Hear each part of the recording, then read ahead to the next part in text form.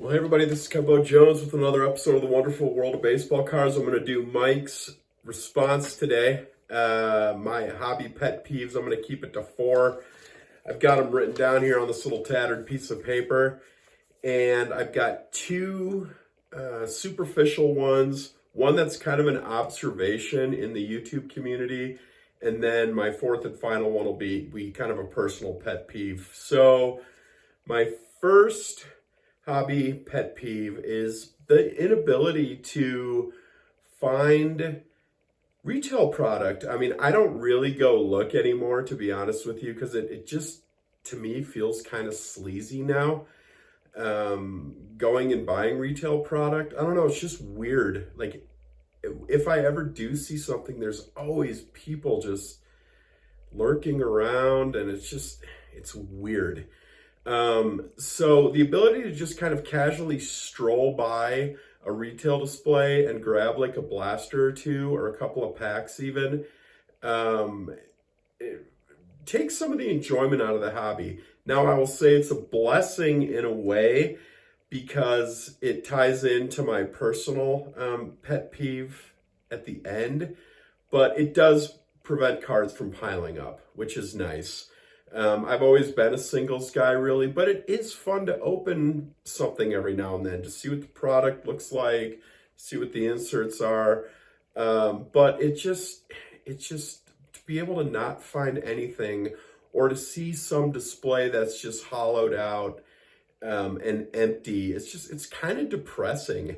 I don't even bother looking anymore. I don't know if I've bought a retail product. With the exception of some Top Series 2 that I found at Fans, I think, this summer, accidentally.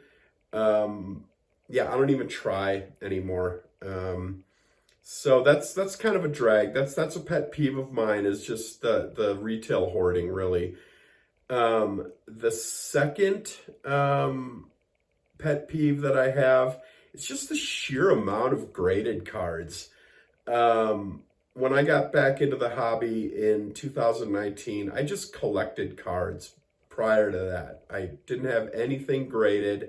And the term slab, which I find myself using as well, hate that term. That's a pet peeve. Slabs, just cannot stand it. Just call it a graded card or something. It just slabs. Anyway, I'm ranting. But there's just so many of these graded cards that it really kind of takes the luster away, I feel like. They've lost their mystique in a way. I've drifted back to my true love, which is just baseball cards, sports cards, football cards. And I'm not looking for, it doesn't have to be graded or slabbed anymore. It's just kind of, I see these reveal videos, these random reveal videos of what people are sending in, and no offense, but there's going to be millions of these that are going to be the equivalent to coasters in the future. So just chill out, pick your spots with the grading. When a grading first really took hold, or when I first noticed it in the mid-2000s, it was about high-end, unique cards. And that's what you sent in to be reviewed by Beckett or PSA or SGC. But yeah, it's crazy. The sheer amount of graded cards out there is just mind-blowing. And yeah, it's just, not everything needs to be graded, folks. An observation, this is just kind of a funny observation, that's a pet peeve, is the hobby content creators, particularly YouTube content creators, who rant and rave and are doomers when it comes to the hobby.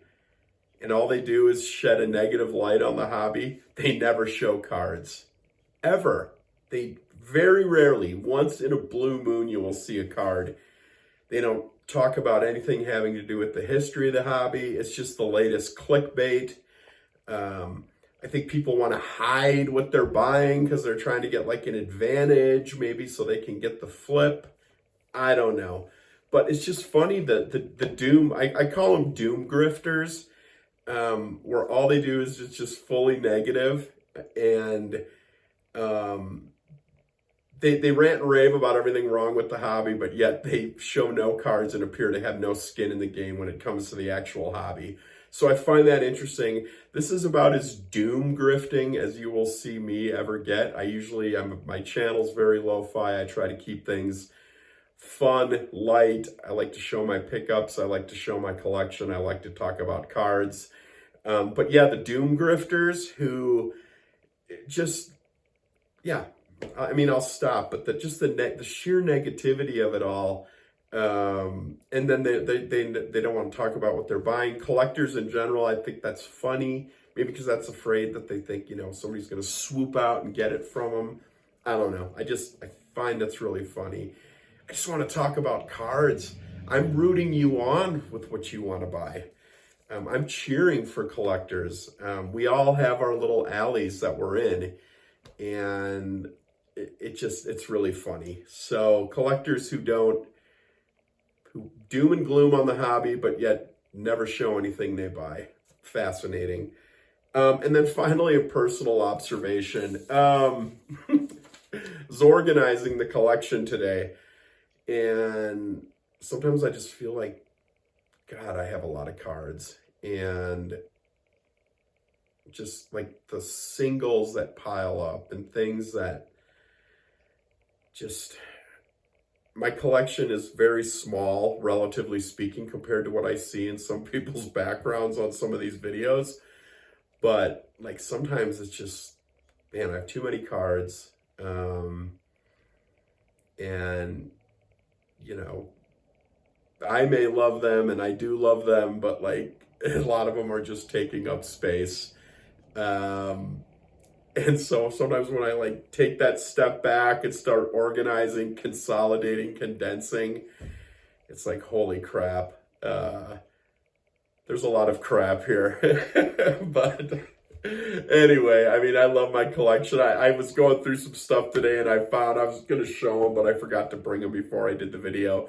Also found some nuggets, which is a silver lining with the collection. I found a 61 Topps Bobby Mitchell. That was absolutely beautiful. I found a Rogers Chrome rookie, which is absolutely beautiful, and a Justin Herbert orange laser from Prism that were just like sitting randomly in this box as I was like consolidating and organizing today. I like to keep my collection organized, and that goes also back to my original thought on the not finding the retail. I feel like that's a blessing in disguise, because I would just have more singles that are just piling up that like stress me out, because like some days I just want to like walk to the recycling bin and just like dump some of these out, because it's too much sometimes.